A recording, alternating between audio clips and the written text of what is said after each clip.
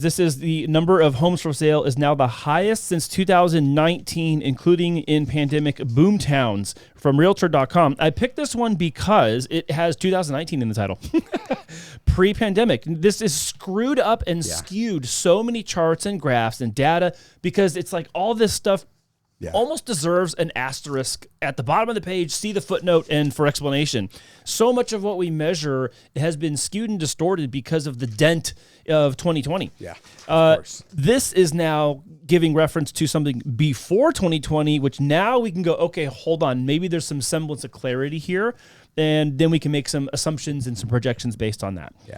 So number of homes for sale is the highest since 2019. Total number of homes in October for sale in October is 29.2% higher than 2023, marking the 12th consecutive month of growth.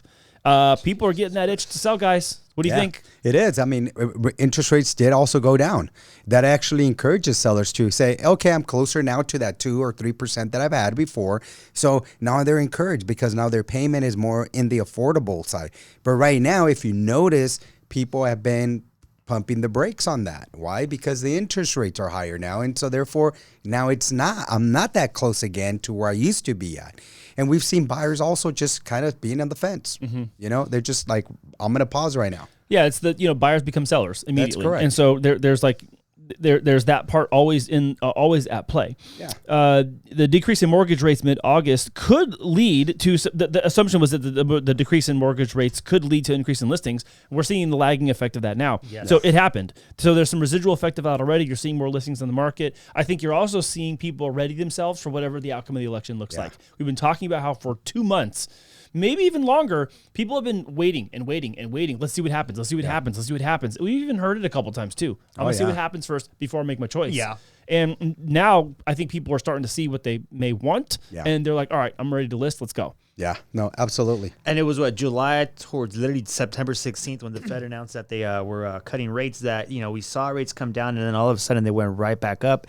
And it does prompt a lot of people to say, well, hey, like 1% does make a big difference, because it does. It does. And now we see people like, here we go again. I thought we were back. I thought the market was picking up. But one of the things that I wanted to highlight is that I feel that, people in the industry see things beforehand. Like we knew July was, rates are coming down into August, September. But then now the public doesn't get it until the Fed says, hey, rates drop. By that time, rates were already on the way back up. So a lot of this, like Andy said, is lagging information that people are now like, hey, it's time to put my house on the market. But I'm like, it was about 3 months ago. Yeah, I think more of this is to come. Notably here, San Diego is listed. So in all 4 segments of the country, north, south, east, and west, every single region is up for listings.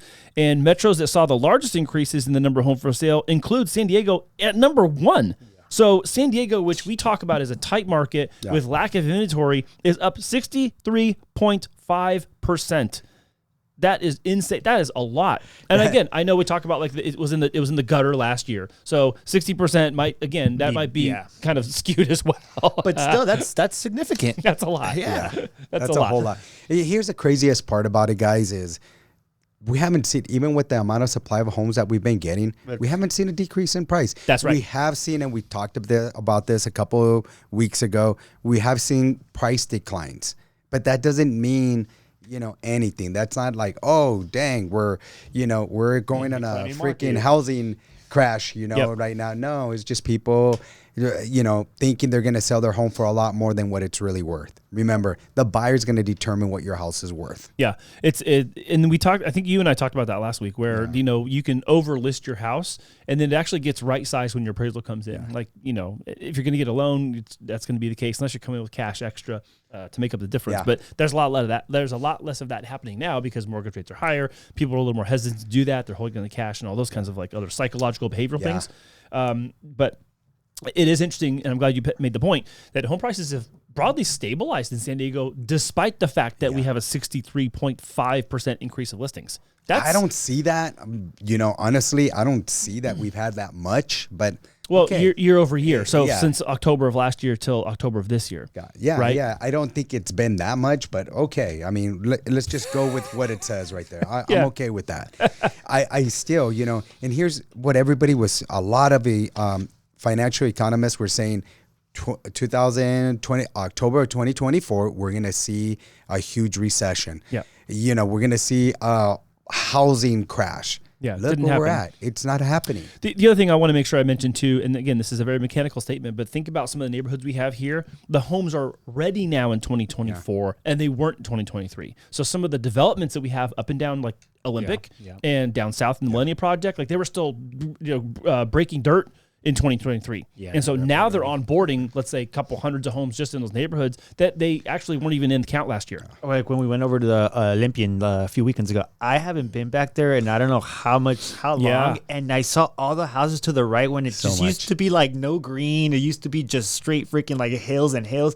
Now it's a goddamn community everywhere. Yeah, it's communities everywhere. Dude. Yeah. So again, I know it's a very functional statement, but there is some of that too, where packed into that number is these new inventory that just didn't actually exist. This is not like just pending inventory. One thing we have been seeing, Andy, with this, you know, because of the amount of supply that has increased year over year, is we've seen a lot of withdrawals. People canceling their escrow, getting into another one because there's a better opportunity, or the home fits their needs best. And so a lot of times people come with the misconception like, you know, I have to get into this one because of the past experiences. But now that there's more inventory, they're being more wise. And let me put that offer in. If it doesn't work out, I still want to keep my search open. That's a great point. Just in case, right? So we've been seeing a lot of withdrawals in that sense, that people are just like, nope, hey, if the seller's not giving me those concessions or they're not giving me those repairs, I'd rather go look at this one that requires less in repairs, or maybe they'll give me more in concessions and I'll try it out. And I think I see myself there better. So we've been seeing quite a bit of that. That's a great point. I'm glad you brought that up. I didn't think about that, but you had mentioned that last week too.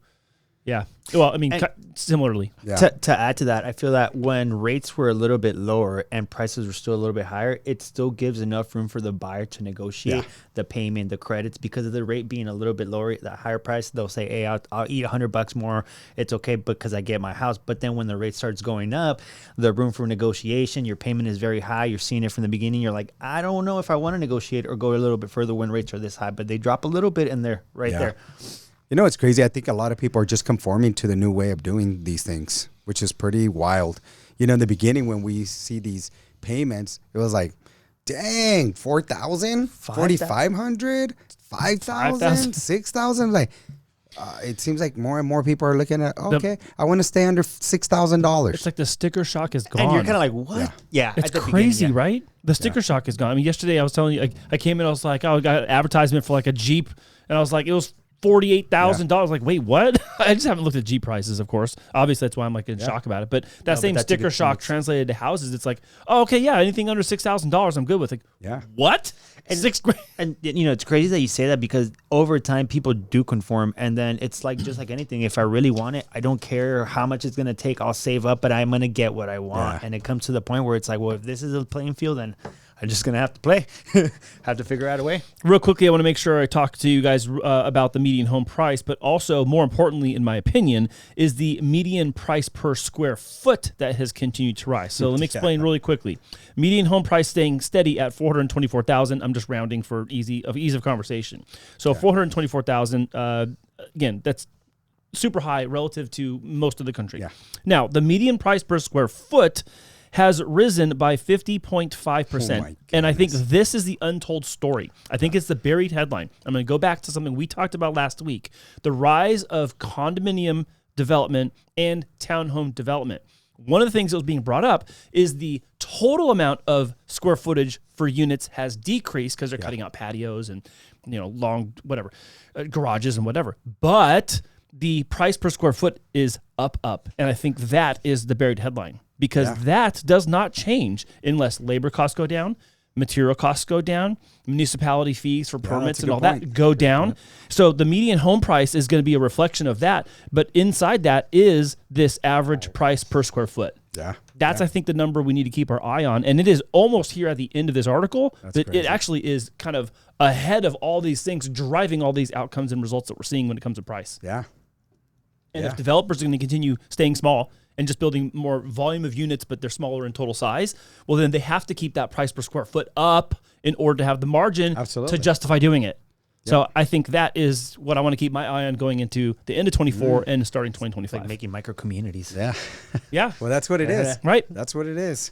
You know, I mean, we talked about this a couple of times ago where, Amazon is building a home. It's like a 3 or 4 bedroom home, and it's going for $30,000. It's a home in a box. And then you're getting competitors like Home Depot and Walmart. They're doing it for $14,900, and it's like a 19 by 20, right? It's Which is a crazy. 1 And bedroom and innovation. everything. It's set up. All you need is a forklift to come, bring it to your house, and you set it up in minutes. That's 1,800 You know, to like, 2,000. It's I can't monthly wait. rent. I can't wait for you to go to Amazon, buy something at Amazon Prime, and hit deliver, and then like your microwave dings, ding, it's in your microwave, and it just comes out. Amazon. But you know End what? to I was end. hearing that this was something that Sears back in the day used to do this. You could My order. mother-in-law You was could telling order me it in the that. Sears catalog. Yes, in the Yeah. print catalog. Back in the day, that's What's Sears? Nah, just kidding. Yeah, exactly. Oh my god! Just totally kidding. Just totally kidding. Yeah, but it's so true. So no, micro tell the story. communities. Who was telling you that? But yeah, no, that's what they were telling me. My mother-in-law was just telling me, Katie's, that back in the day, her parents remembered like you can order these homes on Sears, and you just bring them, set them up in your backyard, and there it goes. Rent it out for whatever you can, and it's done. Had like the supplies list, and it had the instructions. Like I remember seeing pictures of this on the internet. I'm actually going to put it in the show right It's here. like full Here's circle, that- right? Full circle. Even pants now. You remember it used to be all skinny jeans. Oh, yeah. Now the baggies are coming back. Yeah. With bell bottoms. Hey, when this we were about? in middle school, remember you made fun of us? Why you guys wear pants so freaking tight? Yeah, Christian, so tight. me, everybody was looking like we're freaking. It's like these guys get into their pants with the shoehorn, to fit Oh in my there. god, he doesn't even know what a shoehorn is. I know. Yeah. Like a pants horn. Yeah, now they're all back to baggy. Even with styles, everything just comes back eventually. Jeez. Okay. Well, Hopefully, rates come back to a lower range as well. Yeah. what do you guys think the over under on my hair coming back is? It's 0. Okay. Super under.